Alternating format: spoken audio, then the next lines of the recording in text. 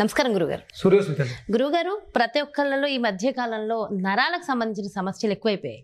మరి నరాలు చచ్చిపడిపోవడము, నర్వ్స్కి సంబంధించి రకరకాల షివరింగ్ లాంటి ప్రాబ్లమ్స్ రావడం, దీనికి సొల్యూషన్స్ ఏమున్నాయంట? ఇది అంటే మన శరీరం 12 మండలాల వ్యవస్థతో పనిచేస్తూ ఉంటుంది.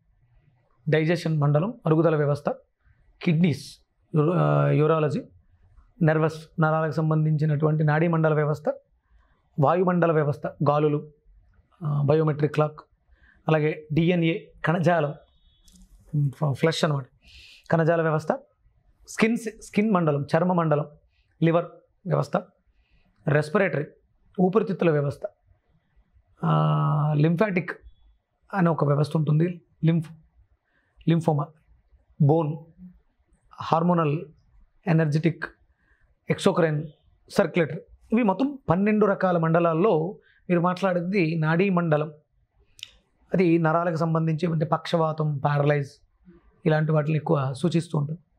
ఇది రావడానికి ప్రధానమైనటువంటి కారణం మన వ్యవస్థలో బుధుడి యొక్క ప్రభావం. బుద్ధి అంటే ఆధ్యాత్మికంగా తీసుకుంటే బుధుడు. అమ్మా, ఇప్పుడు నేను గర్వంగా ఫీల్ అవుతాను, ఆధ్యాత్మికము ఆరోగ్యము రెండు వేరు కాదు. నా అదృష్టం ఇవి రెండు, నేను 2 కాంబినేషన్లు చెప్పడం వల్లేమో ఇంత త్వరగా నా కుటుంబ సభ్యులకు దగ్గర అవ్వగలిగాను. ఏదో ఒక ఆధ్యాత్మికం గురించి ఇప్పుడు చాగంటి కోటేశ్వరరావు గారు మాట్లాడమంటే ఆధ్యాత్మికం గురించే మాట్లాడతారు ఆయన, అద్భుతమైనటువంటి ప్రవచనం. ఆరోగ్యం గురించి వస్తే ఆయన మీరు డాక్టర్ని ఆశ్రయించాలి అంట. మనకి అష్టాదశ పురాణాలు ఉన్నాయి కదా, అందులో గరుడ పురాణం కానీ భవిష్యోత్తర పురాణంలో ఆయుర్వేదం గురించి ఉంటుంది. పురాణం కదా, దైవికం గురించి, భక్తి గురించి, భగవంతుడి గురించి చెప్పకుండా అందులో ఆయుర్వేద వైద్యం, మూలికల గురించి ఎందుకు చెప్పారు? మీరు పరిపూర్ణమైనటువంటి ఆరోగ్యంగా ఉంటేనే ఆధ్యాత్మికంగా అభివృద్ధి చెందగలుగుతారు. ఆత్మ ఆధ్యాత్మిక వైపు వెళ్తుంది, శరీరం ఆరోగ్యం మీద వెళ్తుంది. ఈ ఆరోగ్యం బాగుంటేనే ఆధ్యాత్మికలో పరిణితి సాధించగలుగుతారు. మనసు ప్రశాంతంగా ఉంటేనే మనం ఏ పనులనే చేయగలం. మనసు ప్రశాంతంగా ఉండాలంటే ఈ శరీరం బాగుండాలి. అందుకనే మరి పురాణాల్లో ఆయుర్వేదం గురించి ఎందుకు ప్రస్తావన వచ్చింది? ఎందుకు అక్కడ మీరు శరీరాన్ని బాగుంచుకోవడానికి ఈ మూలికలు, ఆ మందులు, మీకు అన్నీ మీకు వచ్చే అనారోగ్య సమస్యలన్నింటికీ పరిష్కారం పురాణాల్లో ఉంది. ప్రతి ఒక్కరికి పూర్వం పురాణ శ్రవణం, పురాణం మీద అవగాహన ఉండేవి. ఇప్పుడు అవన్నీ అంటే గరుడ పురాణం ఇంట్లో ఉండకూడదు, ఇలా పెట్టుకున్నారు. అన్ని పురాణాల మీద అవగాహన అందరికీ ఉండాలి. దయచేసి మీకు మీరే వడ్డిపతి పద్మాకర్రావు గారితో చేశారు 18 పురాణాలను చెప్పినటువంటి ఏకైక వ్యక్తి అని చెప్పారు. ఎవరో కూడా 18 పురాణాలు పూర్తిగా చెప్పేంత సమయం భగవంతుడు ఇవ్వడంట, మధ్యలోనే వాళ్ళు కాలం చేయడం జరుగుతుంది. ఈయన ఒక్కరే 18 పురాణాలని పూర్తి చేశారు. ఆయన చెప్పిన పురాణాలు విన్న తర్వాతే నాకు ఈ అవగాహన ఎక్కువ వచ్చింది. అన్ని పురాణాలు, ఆయన చెప్పిన అన్ని పురాణాలు విన్నాను నేను. చాలా బాగుంటుంది, చాలా బాగా చెప్పారు, బాగా చెప్తారు. అన్ని పురాణాలు విన్నాను. వినడం కూడా అంత సులభం కాదు అని కూడా చెప్తూ ఉంటారు. అవును, అంటే దాని మీద శ్రద్ధ అవసరం. ఎందుకంటే నా కుటుంబ సభ్యుల మీద నాకు బాధ్యత ఉంది. అందరికీ అంత సమయం లేదు.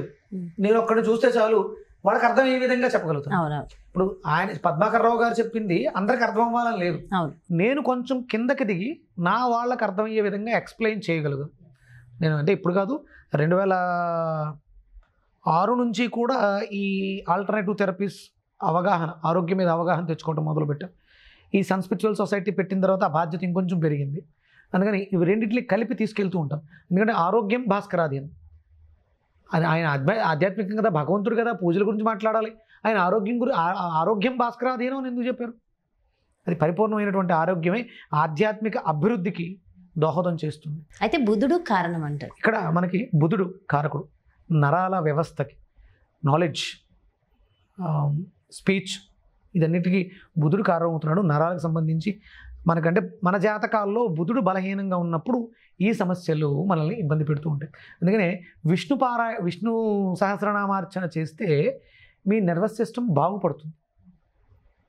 సింపుల్గా పెసలు తింటే మీ నాడీ మండల వ్యవస్థ బాగుంటుంది. ఎందుకంటే బుధ కారకత్వం, బుధుడి యొక్క ధాతువు పెసల్లో ఉంది. అవి తీసుకోవడం ద్వారా మనకు అందుకని పెసరట్లు, నానబెట్టిన పెసలు తీసుకోవటం, ఇలాంటివన్నీ. అలాగే అంటే నాడీ మండల వ్యవస్థను మెరుగుపరుచుకోవడానికి తేనె అద్భుతంగా పనిచేస్తుంది. ఎవరైనా పక్షవాతంతో ప్యారలైజ్ అయ్యి ఇబ్బంది పడుతుంటే మంచి తేనెని రోజుకి ఒక 50 గ్రాములు డైరెక్ట్గా స్వీకరించడం, 50 గ్రాములు 50 గ్రాములు అంటే ఏదో స్పూను అలా కాకుండా 50 గ్రామ్స్ మినిమం ఉండాలి. దాన్ని స్వీకరిస్తే ఈ నాడీ మండల వ్యవస్థకి ఎనర్జీ వస్తుంది. తేనె ఎనర్జీ శక్తి అద్భుతంగా వస్తుంది. తేనెని అధికంగా సేకరించడం అదే తీపి పదార్థం.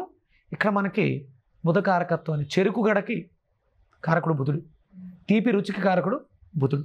తీపిని తీసుకోవడం ద్వారా అంటే ఇక్కడ తేనె స్వచ్ఛమైనటువంటి తీయదనాన్ని కలిగింది. రుచిని మాట్లాడుతున్నాం. మళ్ళీ పంచదార కూడా తీయగా ఉంటుంది, అది కెమికల్. పంచదార పనిచేయదు. ఇవి స్వచ్ఛంగా వచ్చినవి. ఇది స్వచ్ఛంగా పువ్వులలో ఉన్నటువంటి మకరందాన్ని కొంచెం కొంచెం స్వీకరించి తీసుకెళ్ళి దాచింది. చాలా రోజులు అది ఫర్మెంటేషన్ అయింది. వాటి యొక్క అంటే అవి చాలా రకాల ఔషధ పుష్పాల మీద వెతికి పట్టుకొచ్చింది. అద్భుతమైనటువంటి ఔషధ గుణాలు తేనెలో ఉన్నాయి. అందుకని అంత శక్తి దానికి ఉంది ఈ నరాల వ్యవస్థని మెరుగుపరుచుకోవడానికి. అందుకని మనకి పొద్దుటే నిమ్మకాయ తేనె ప్రాశస్త్యం అందుకే ఉంది. ప్రతిరోజు కూడా తేనె నిమ్మకాయ రసం తీసుకోవడం అనేది చాలా మంచిది. అది తేనె కొంచెం స్వచ్ఛమైనదే ఉండేలా విధంగా చూసుకోండి, సరిపోతుంది. ఇక మీరన్నట్టు ఎవరైతే చచ్చుబడిపోయినటువంటి నరాలతో ఇబ్బంది పడుతున్నారో వాళ్ళకి గోరుచిక్కుడు చాలా అద్భుతంగా పనిచేస్తాయి. అది అద్భుతమైనటువంటి బుధకారకత్వాన్ని స్వీకరించుంది. మన నాడీ మండల వ్యవస్థను మెరుగుపరుస్తుంది. అంటే చాలామందికి అంటే దీన్ని తృతీయ స్థానంగా తీసుకుంటాం. విక్రమస్థానం, సోదర స్థానం, వాళ్ళలో రిలేషన్స్ బాగుండవు. అన్నదమ్ములు, అక్క చెల్లెళ్ళు వీళ్ళలో రిలేషన్స్ బాగుండవు. దానికి కారణం ఏంటంటే ఇక్కడ నాడీ మండల వ్యవస్థ డ్యామేజ్ అయింది, బుధుడు పాడైపోయాడు. అందుకని ఇవి తీసుకోవడం ద్వారా ఇక్కడ కూడా సత్సంబంధాల్లో కూడా బంధుత్వాలు కూడా మెరుగుపడతాయి. అంటే ఇప్పుడు కడుపులో మంట మీకు నాకు బంధుత్వం ఉంది, మీరు నాతో ఎందుకు మాట్లాడట్లేదంటే నేను ఏదో పొరపాటుగా మాట్లాడి మిమ్మల్ని హర్ట్ చేసి ఉంటాను. అంటే నా నెర్వస్నెస్తో, నా ఈగోతో, కోపంతో అన్కంట్రోల్డ్ వర్డ్స్ ఏవో వాడేశాను, అందుకని డిస్టర్బ్ అయ్యాను. ఇప్పుడు గోరుచిక్కుళ్ళు తీసుకోవడం ద్వారా నా నాలెడ్జ్ అభివృద్ధి చెందింది. సారీ అమ్మా, ఆ రోజు ఆవేశంలో పొరపాటున మాట్లాడేశాను, క్షమించు అని అడిగేసాను అనుకో, నువ్వేమవుతావు? ఆ ఫోన్లో కాదు మనవాడే కదా అని కలవడానికి అవకాశం ఉంది. అంటే ఈ వ్యక్తిత్వ వికాసాన్ని వెజిటబుల్ తీసుకొస్తుంది. ప్రతి వెజిటబుల్లో కూడా ఒక గుణం ఉంది. బూడిద గుమ్మడికాయ ధైర్యాన్ని ఇస్తుంది. పిరికగా ఉండే పిల్లలు ఉంటారు కదా, వాళ్ళకి బూడిద గుమ్మడికాయ జ్యూస్ ఇవ్వండి, వాళ్ళలో ధైర్యం వస్తుంది. అంటే ఒక్కొక్క వెజిటబుల్కి ఒక్కొక్క వ్యక్తిత్వం ఉంది. అది మనలో ఉన్నటువంటి వ్యక్తిత్వాన్ని వికసింపజేస్తుంది. ఇక్కడ ఇంట్రోవర్టెడ్ గోరుచిక్కుళ్ళు అనేవి మిమ్మల్ని 10 మందిలోనూ కలిసే విధంగా చేస్తాయి. ఆ నెర్వస్నెస్ నాకు కొంచెం నెర్వస్ ఉందండి, నేను మాట్లాడలేను, గోరుచిక్కుళ్ళు తీసుకోవడం ద్వారా ఆ నెర్వస్ పోయి మాట్లాడే అంటే ఎక్కడ ఎలా మాట్లాడాలో, ఏ సందర్భానికి ఎలా రెస్పాండ్ అవ్వాలో తెలియజెప్పేవి గోరుచిక్కుళ్ళు. జ్యూస్ తీసుకోవడం ద్వారా ప్యారలైజ్ అయ్యి మంచంలో ఉన్న వాళ్ళు కూడా రికవరీ అయ్యే అవకాశం ఉంటుంది. గోరుచిక్కుళ్ళు ఒక 10 తీసుకొని ఒక నిమ్మకాయ. ఎందుకంటే కర్మ చేయడం ద్వారా శిక్ష, మంచంలో ఉండడం అంటే అంత ఈజీ కాదు. అన్నీ తినగలిగి చూడగలిగి చేతులు కాళ్ళు కలపలేని స్థితి అది. అందుకని ఆ కర్మకారకుడు శని కాబట్టి నిమ్మకాయని గోరుచిక్కుల్ని కాంబినేషన్ కలిపి ఒక 3 తమలపాకులు నాడీ మండలం అది మనకి దిక్సూచిలా ఉపయోగపడుతుంది. ఈ 3 కాంబినేషన్ రెగ్యులర్గా ఉదయం, మధ్యాహ్నం, సాయంత్రం 3 పూట్ల జ్యూస్గా తీసుకుని సాత్విక ఆహారాన్ని అంటే పెసరపప్పు, పెసలు వీటిని ఆహారంగా ఇవ్వడం ద్వారా ప్యారలైజ్ ఉన్న వాళ్ళకి, నరాలు బలహీనంగా ఉన్న షివరింగ్ వస్తూ ఉంటుంది చాలా, వీటన్నిటికీ కూడా అది అద్భుతంగా పనిచేస్తుంది. అలాగే బీపీ రావడానికి కారణం ఏంటంటే నరాలలో మధ్యలో ఉన్నటువంటి అడ్డులు. మనం ఏం చేస్తాం, బీపీ ఉంది ఫ్లక్చువేట్ అవుతుందంటే గుండె ఎక్కువ ప్రెజర్ చేయదు. సన్నంగా ఉన్న దారిలో ట్రావెల్ కష్టంగా ఉంది, గుండె ఎక్కువ ప్రెజర్ పెట్టాల్సి వస్తుంది అని మనం ఏం చేస్తున్నాం, గుండె పనితనాన్ని, రక్తం యొక్క స్పీడ్ని తగ్గిస్తున్నాం. ఈ నరాల మధ్యలో ఉన్నటువంటి అడ్డులు తొలగిస్తే నీరు సాఫీగా వెళ్ళిపోతుందని ఎందుకు ఆలోచించట్లే? అప్పుడు ఆటోమేటిక్గా బీపీలు ఏమి ఉండవు. అసలు బీపీ అనేది రోగం కాదు, దానికి మందులు అవసరం లేదు, తీసేది. బీపీని తగ్గించేస్తున్నాం. ప్రెజర్ ఎందుకు ఇస్తుంది గుండె? దారిలో అడ్డుంది, ఫ్లోగా గెంటాలని చూస్తుంది. మీరేం చేస్తున్నాం, మనం ఏం చేస్తున్నాం, మాత్రలు వేసి సప్రెస్ చేస్తాం. లో బీపీ అయినా హై బీపీ అయినా ఏదైనా కారణం నరాల మధ్యలో ఉన్నటువంటి అడ్డులు. సో మనం పడే టెన్షన్స్, కంగారు, టెన్షన్, ఇక్కడ నుంచి నేను అర్జెంటుగా లేచి వెళ్ళకపోతే నాకు ప్రమాదం అని సిగ్నల్స్ వచ్చినాయి. అప్పుడు నేను లేచి పరిగెట్టాలా? ప్రమాదం అని వచ్చింది కాబట్టి బీపీ ట్యాబ్లెట్ వేసుకోవాలా? అది రక్తం చేస్తున్న పని, నువ్వు పని ఎందుకు ఆపేస్తావు ట్యాబ్లెట్ వేసి? పర్ఫెక్ట్. ఇలాంటి ఈ కాయగూరలు తీసుకోవడం ద్వారా రక్తం నాళాలని కూడా రక్తనాళాలు ఒక్కొక్కసారి చిట్లిపోతాయి, ఎందుకంటే బలహీనపడిపోయింది. ఆ రక్తనాళాల యొక్క బలహీనతని కూడా శక్తివంతంగా మార్చే శక్తి గోరుచిక్కుళ్ళకు ఉంది. గోరుచిక్కుళ్ళు విరివిగా వాడడం ద్వారా మీరు చెప్పిన నాడీ మండల వ్యవస్థలు, బ్రెయిన్లో క్లాట్స్, శరీరంలో ఎక్కడెక్కడైతే ఇంటర్నల్ బ్లీడింగ్స్ ఉన్నాయో అన్నీ కూడా క్లోజ్ అయిపోతాయి. పర్ఫెక్ట్ ఆన్సర్ గురుగారు, thank you so much. Suresh తల్లి, ఎస్, చూసారు కదండి. మరి నరాల సమస్యతో బాధపడే వాళ్ళకి అటు ఆధ్యాత్మికంగానే కాకుండా ఆరోగ్యపరంగా అద్భుతమైన రెమెడీస్ గురువుగారు అందించేశారు కదా. సో డెఫినెట్గా మరి గోరు చిక్కుడు యొక్క ప్రాముఖ్యతని తెలుసుకుని వాటిని కూడా నిత్య దైనందిన ఆహారంలో మనం చేర్చుకుంటే మరింత బాగుంటుంది.